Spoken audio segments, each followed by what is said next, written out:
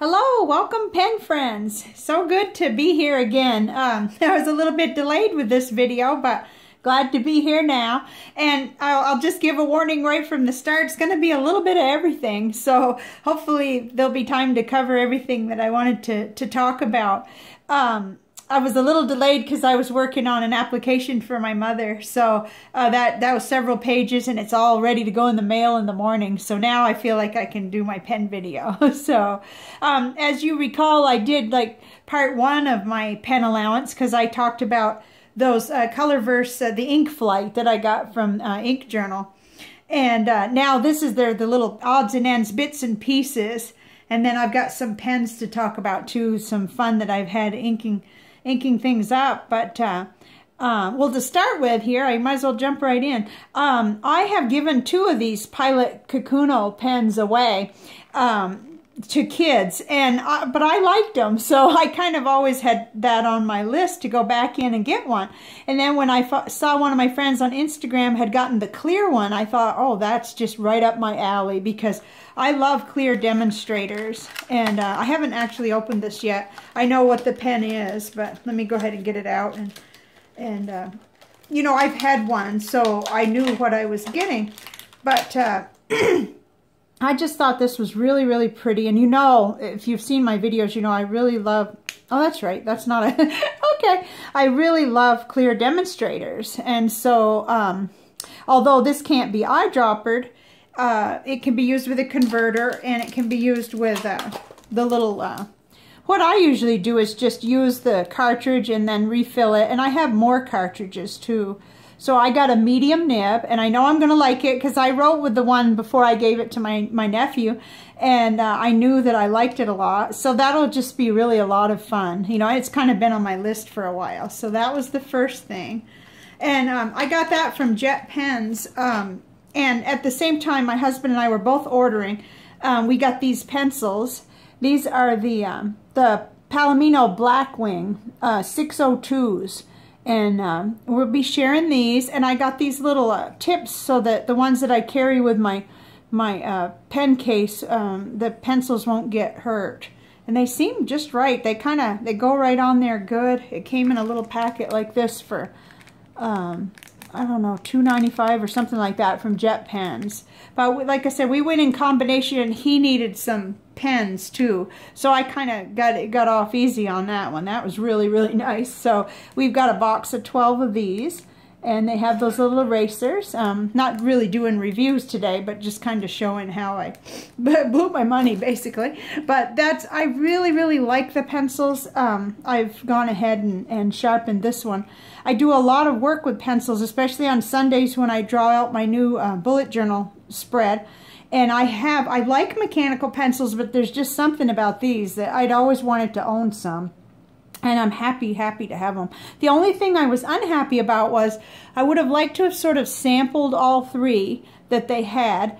Like, say, if they had a box of 12 with 4 of each. But, I mean, I'm not going to invest in all of them. So I got the 602 falling kind of where I need it to be for writing. I do use the pencils for drawing lines and kind of setting things up and writing before I go ahead and go in with a marker sometimes.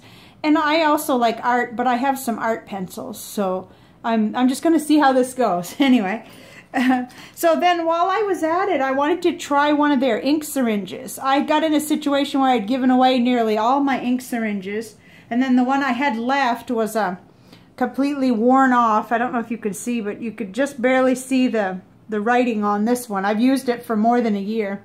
But I did this kind of intentionally. I had the 2 orders. So these are the Goulet syringes, and this is the one from Jetpens. And they're the same cost. They're $2.50 each. But there is a difference. First off, you know, it's the same kind of tip. It's a blunt tip. But it has less of a capacity. It's a 3 mil capacity in this one. This is the Jetpens one. And let me go ahead and get one of these ready. So these are 2 for $5, so that makes them the same price. Again, it's got the blunt. I'm going to get confused. Yeah, no, I can't get confused because this is a 5 milliliter capacity from Goulet, and it's got the yellow. And this is the 3 milliliter from Jetpens. And I can't really talk about really comparing them yet because I haven't started using these. I've used the Goulet ones and given away several of these. So it's just something I need to have on hand because anybody I'm trying to get started, if they're going to try some of the things I like to do, like refill cartridges and stuff, they need an ink syringe. So it's been, I probably need a bucket of them. But anyway, so that's what those are. I'm excited about it. It doesn't really bother me that this one has less capacity because a lot of times I'm just filling up an ink cartridge anyway, or, you know, so I'll just have to play with that one and see how it works. Either that or keep it as one to pass on because, you know, it's a good beginner syringe anyway. So that's pretty much that. And then, let's see, let me bring on the pens to show these next 2 items. These are pens I've had. This was in my new to me box that I hadn't opened, and y'all have seen this purple Jinhao. But this is what happened. I wrote with this Jinhao X750 with this Florida blue, and I happened to have on it the Goulet 1.5 millimeter stub. And I fell in love with how it looks. And I've got some sample writing, but let me just go. So I got the Diamine Florida blue in the bottle, and I was happy about that. Very, very happy because I was running right through I had 2 samples of it, I believe, 2 milliliter samples, and that was going to last me 2 minutes. So this is really exciting because once I match a pen like that and I like it, it's hard to be convinced of another ink color for that pen. So, and same with this one with the Rohrer and Klingner Cassia. I just am crazy about this ink. And probably have shown this over and over, but I had never owned a bottle. I had a generous pen pal and viewer friend send me a sample that got me by till I got this bottle, so I was really excited because I keep this always.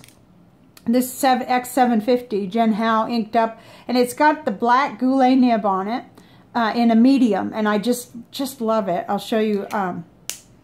I got a little carried away the other day with making a kind of a currently inked list, but I've since cleaned out some of these pens. But right here is where you'll see what that looks like with that Florida blue. And it's kind of dramatic because right above it, I don't know if you could see that, right above it, it's my TWSBI Eco in a medium with the Diamine Florida blue. And there's a whole lot of difference there, as you could see, because, of course, putting the stub on. But that just, to me, that color is so pleasing. I love it. And I'm trying to get used to writing with it. I've written to a few pen pals with it, and I feel like my handwriting reverts all the way back to like when I was 12 or 13. But it's okay. It's going to be practice, I think. And then... okay, this is a little smaller, so I don't know. But there's the Jinhao X750 with the medium Goulet nib with the Rohrer and Klingner Cassia. And I'm so happy with the matchups on those two that I don't really change ink. I want to keep it up. And I've done it for so long in this one, I can't even imagine putting anything else in the pen. Yeah, I guess that's just how I'm doing things. Wow, that looks really dark. I don't know if you could see, but it is a really bright, pretty purple. And then this has the blue swirl with the black. And originally this was I think this was in the giveaway box. And then when I put the nib on it just to try it and see how things were, I then couldn't part with it. So I still got plenty of pens in the giveaway box, but oh my. So that's how that is. Oh, well, these are my 2 little swatches for those 2 colors, and I think this lighting is fairly accurate. Maybe kind of gets a little glare, but when I tip it like that, you could see the blue the way it really looks. And the same with this is a dark purple, but it's bright in some cases, and it looks really, really nice on everything that I've done. So that's that. Let's see, these are the crystals. I'm gonna move those out of the way so I don't bounce them on the floor, just while I talk about this last item. So this is a notebook that I found at Office Depot, and I did what I noticed was when I saw it, and I'm going to try to hold this up and see if maybe the camera might and might not focus on it. Gosh. Okay, well, it may not, but it's Office Depot, and it says on here at the bottom, made in Vietnam. And that is paper that I've had such good luck with from other companies where it says that. So it was $5, and it's quite large. It's got lots of sheets. Let's see how many paper. 100 sheets. So I did my ink test in it, and I had really good results. I could tell that and the paper is smooth. It's got just a little bit of, not really tooth, but it's got some texture, just a little bit. But I had no bleed through, and that's what I've been finding with those notebooks that I find. And I'll show you that my old one. This is a new one that I just purchased. But so this is really, really good because not only that, I noticed it doesn't have the holes, which is just going to be so nice for straight out writing, which is what I do in these notebooks. These larger ones are kind of like my morning pages, only it's extended to the whole day. I write in these kind of notebooks as a, it has to be able to be messy, it has to be large, and there's a lot of processing going on and planning and so forth. So let's see, it has a pocket in the front. I like that. 2 pockets, so one on each side. And then the only thing I hated about it, which explains the next item, is I don't like this cover at all. I mean, it's not going to fly with me. I knew I'd have to cover it with something. So at the Dollar Tree I found these, and these aren't as exciting. I had some prettier ones in the past. I had an owl, but this is all I could find. And these you can color. So I got a couple of them. And they're the right size. They really are close. I may have to just a tiny bit cut it down, but I just can't stand to look at this cover. So that's the plan on that. But I wanted to show the notebook because a lot of us do live where there's an Office Depot. And it's a nice heavy notebook too. Like if you're out in the park or you're outside or just using your lap to write, that is plenty of thickness to really use as almost like a clipboard. And why they didn't use this as the cover, I'll never know. But I mean, I guess I need to. Gee whiz, that's pretty. That blue is really pretty, but this just. Anyway, enough of that. And I don't want to be a complainer, but. Okay, so this is my old one, but I'm not sure, and I don't think. I'm gonna move this out of the way. It doesn't matter right now. I found it at Target, and it's a UB, and I've been in it a lot, and it's really getting use, and I love this, and it's also made in Vietnam. See, it's funny, I've found that as a theme, that when they're made in Vietnam, the paper seems to hold up better to my fountain pens, which, I really prefer to use fountain pens for everything now, and I don't mind some shadowing, but even on this paper, which is much, much thinner than that Office Depot paper, but it is slicker. It is more smoother. But I had only one pen bled through, and that was the Pilot Vanishing Point in medium when I still had Noodler's Heart of Darkness. It was in fact giving out. It was needing to be cleaned.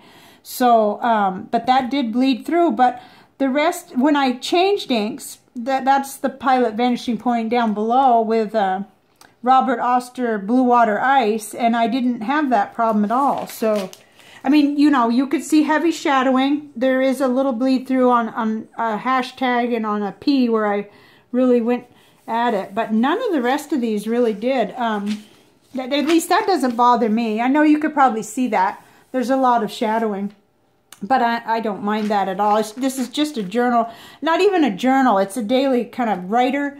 I do brain dumps and writing exercises to kind of get warmed up for writing, and I do all kinds of stuff. I can't really flip through it because it's gigantically weird stuff in here, except for in the very front. It has a pocket and stuff, and I was doing astrology work in here to start with, so I can, that's no problem. But see, I don't mind having some bleed through and so on. Oh my, I really got fancy. I was doing all my planets and houses and everything.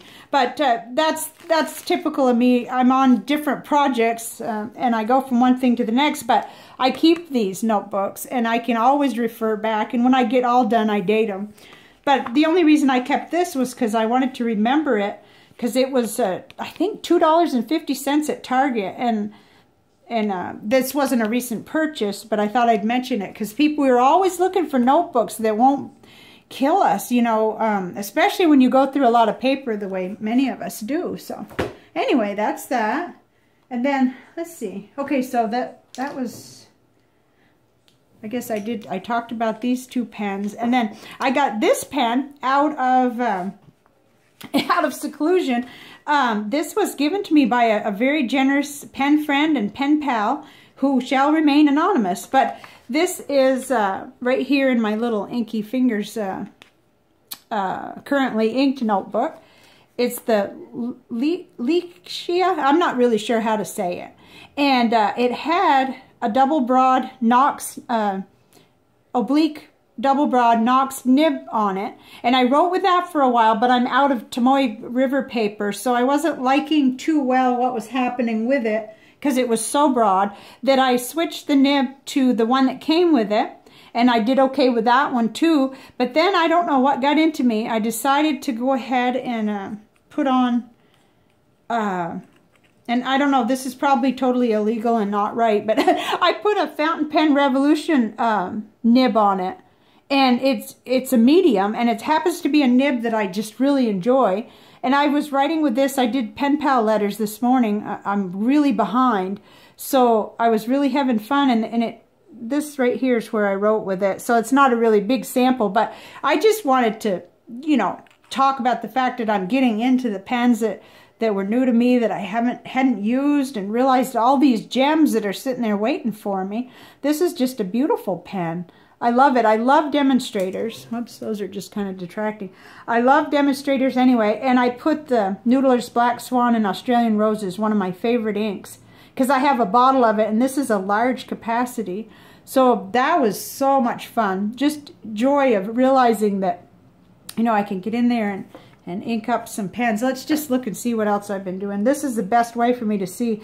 Oh, I have an orange, a Genhao 599 that I decided to use the very last of my Noodler's Apache Sunset sample, and it just clicked. I had that same ink in another pen in the little extra fine, which that was just a rookie error on my part, because that little pen would look great with a dark ink, but it didn't really do justice to the Apache Sunset. And probably as I get broader, putting it into pens with broader nibs, I'm going to like it even more. So now that's on my wish list at Goulet Pens, to get a bottle of that ink. But, you know, this can wait. This can wait. Let's see. So I cleaned out my Twisby Mini, and I put in Monteverde Purple Rain, and I'm thrilled with that. I had in it the Sitz Kruznock Dark Orchid, which I love too, but there's something about that Monteverde Purple Rain that just pops for letter writing and stuff. Let's see, I don't know, it was a while back when I had, yeah, it's similar. I mean, you can see, but there is a more purpley look, and this is more of a magenta look. So it always amazes me how different they could be and yet similar. So this, I don't know what I'd do without this book. I'd go completely crazy probably. And then that's where I can't remember whether I talked about this or not, but I did go ahead and ink up the Wing Sung 3003 with the, it's my purple one. It's extra fine with the Colorverse Andromeda. That came in the Ink Flight samples that I got, which is just, that's going to extend my pen fun for a long, long time, because they're just small samples, but just taking the time to try it in different pens and do what I can to learn about the ink properties and everything. And then I guess I already showed you the Pilot Vanishing Point had the Robert Oster Blue Water Ice sample in it. I love that. Got to start just using what I have in bottles so I don't get so tempted. But so that's that.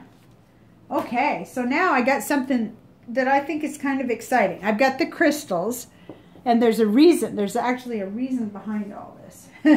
Because I want to talk about something kind of special. I want to talk about a book and a crystal today.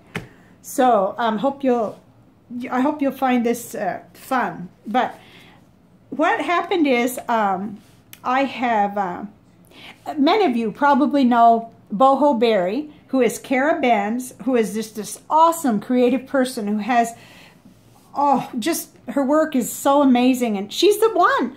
She and the fact that she said if you wanted to get into fountain pens to go and watch Brian Goulet's Fountain Pen 101 series. And she mentioned it so many times on her bullet journaling videos that I finally just did it. I thought, she really means it. That she kept saying anybody can do it, because my whole argument was I don't have good luck with fountain pens. They get clogged up. I don't know what I'm doing.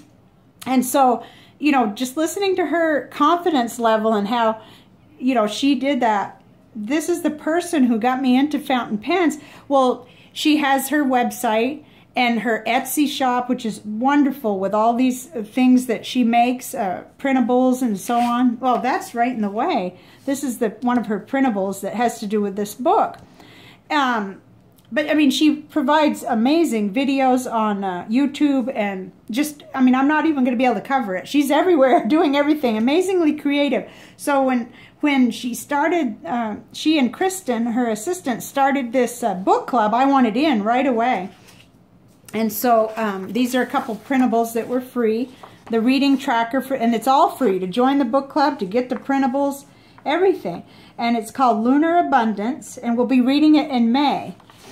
And so, you know, the interesting thing is I had already this interest in the moon, and we just came out of this last period here, the balsamic moon, where it talks about reflecting, resting, and restoring. And then yesterday, the new moon began, where you set intentions and everything. And this chart kind of shows you what's going on with the moon. This is all you need to keep track of it. And it was free. You know, I rounded the corners on this paper, but it was free to print. And so, gee, I'm all over the place. But then I was choosing the crystal for today, and I realized, because I'd been thinking, how am I going to get away with talking about a book? But the thing is, it all relates, because I was choosing the crystals, and I really wanted to do the Black Moonstone. And so I thought, well, I'll mention the book in case somebody else might be interested. But even if you're not, this person, this writer, Izzy Spencer, and I'm not sure if I'm saying her name right, she has the most awesome website, just like, and it's lunarabundance.com. Let's see, let me put that up there just in case anybody is interested. So that's the author's website up in the right-hand corner.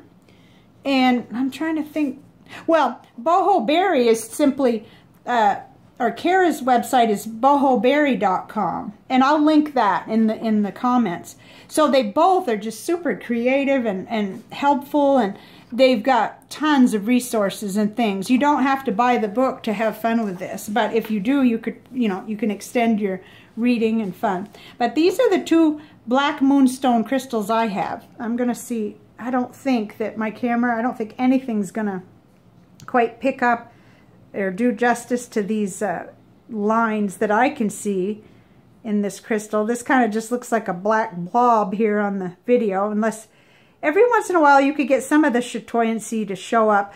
And this, I think these stones are related to the other one that I talked about. I knew I was going to forget the name of that. Begins with an L. I'll think of it probably, but it has that beautiful shine and everything. And this one I got from Moonrise Crystals. And this card had just a little, so I had to go digging for some more information. In fact, I didn't think this did it quite justice, but it did talk about face your shadow sides fearlessly and compassionately. Be patient and allow events to unfold in their own time. Honor your own strength and ability to be vulnerable. But this was just a little dipping of the toe into the information that I actually found. Oh, and this is my other Black Moonstone, which when I went to buy this, I told the lady that's not black. She said, but it's a Black Moonstone, and they come in different shades, and this is gray. And you can see a little more of the detail on this. I guess, you know, the lighting in here is very bright, glary kind of light. I've got mostly overhead light in here. So it's two very different versions of the same crystal. But I had a couple of highlights, and I also made some notes. So what I learned was it's these stones are helpful during the new moon, and they bring new ideas and new beginnings. And right at this time in the moon cycle is when people would set intentions. Think about how things are going and what do you want to do and have happen in the next couple of weeks. And so it's perfect. These crystals are perfect for that. They strengthen intuition. It connects to the divine feminine energy, enhances creativity.